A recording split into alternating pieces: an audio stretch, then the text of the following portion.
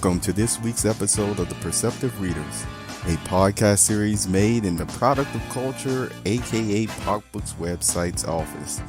Hi, I'm James. A horse whisperer. Hi, I'm James, and welcome to this Perceptive Readers. Do you know what a horse whisperer is? Private persons, persons who love horses, but they don't necessarily, train them for, professional races or anything of that nature. Now, that's just, again, on the surface of what a horse whisperer is. Some people would say a horse whisperer is like one who is in tune with the horse, that really pays attention to the horse, can listen to the horse. And there are times when such a person with those type of skills and qualities are very much needed. Some years ago, there was a movie called The Horse Whisperer. And what happened is this little girl, she had a horse, and her mother, And the thing about it is the horse, you could tell as they, developed the theme early on, loved her very, very much. She loved that horse very, very much. One day they were out riding around though, with a friend, and there was a little slip up on a snowy patch of hill, And with that, something happened. First, the girl, her friend that is, fell and started sliding down the hill with her horse, where they both really, had an accident to a degree. But this other girl, the one who would be one of the main characters, in the movie, actually was able to get back up, and go and try and save her friend who was while she was trying to grab her friend's horse, a big truck was coming, a big vehicle was coming, and the truck slammed on brakes, but kept on going. This was on an icy, patchy road. So what ended up happening is the girl who was trying to help her friend and, and save her horse, get out the road, ended up, really not being able to do it. And then her own horse ended up, throwing her off of her and actually running towards the truck and got banged up pretty bad. She also got banged up pretty bad as well. So what happened is, from that account, as you probably already know, that they were traumatized. The horse was traumatized as well. The girl was traumatized. And so her mother wanted to get the horse help, as her daughter also, was healing from her wounds and things of that nature. And so she looked up this man who was a horse whisperer and was known the way, remember, I'm just giving you a synopsis of being able to fix horses, Now, with some of those conversations she was having with him, he made clear, this is what he made clear, that he wasn't really making the horse do anything. He wasn't, fixing the horse. He was basically saying again that the horse is going to come along on their own, own pace and things of that nature. So he explained that to her. There was some bumpy patches. You can imagine throughout the movie, some sad moments.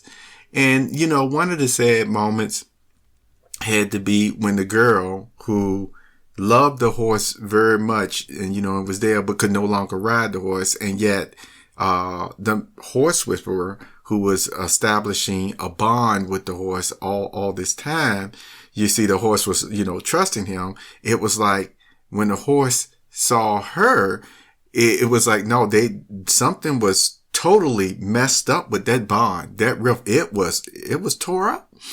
And so the girl started crying. One time about why does the horse basically hate her or what have you. And you know what the horse whisperer said to her. And again, this is like a synopsis here. But basically the spirit of what he told her was, the horse, doesn't hate her. One, the horse, horses can sense people's moods and fear as well, you see, which she was certainly full of. But he went on to relate just how much that horse really loves her. And what he ended up saying was this, during that accident, prior to it, before that truck was coming, and the reason why that horse ran up to the truck like that, the man felt in his gut that the horse was actually protecting her. Isn't that something? And that's what he was feeling in his gut, that the horse wasn't disobeying her or running away from her. The horse actually went headlong into the danger to try to stop that truck from hurting her. Horse whisperer. Yes, that's what he was. And so here is the thing. There are people who are very much in tune, with animals. And in this case, I use horses because horses really can sense a human the same way as these men and women really, in tune themselves to be able to listen to them as well. Of course, that takes time. That takes patience for sure. All right. So here is my statement. I heard this many times over the years, and I'm sure every single one of you heard it at least once. So I'm going to say it in two ways. Persons often say the reason why they don't say anything or they don't complain is because 80% of the people don't care and 20% are glad that it's you. Or I've heard it said 90% of the people don't care and 10% of the people glad it's you. So you know what I ask in my mind at times, and I'm asking towards this to you. What percentage do you fall in? Are you 80% that really don't care about what anybody is going through? Are you the 10% or 20% that's glad it's happening to somebody else? Or are you that less than maybe 1%? Like, if that is a fact, see, I'm just stating quotes from what so many persons and scholars and professionals have said time and time again in their speeches, etc. But I'm here to tell you today, I do know, at least for a fact, there is still up to 1% of people, if we can throw that error that they may be looking at in there, who it does matter, who do care, you see, who would be like a horse whisperer for people. And my question to you is, are you one? Could you be a horse whisperer for somebody to have the understanding, the patience, the yieldness, the communication, the empathy, the sympathy? Could you be a horse whisperer? Thanks for being here in this Perceptive Readers. I'm James Lynch. You have a wonderful, wonderful day.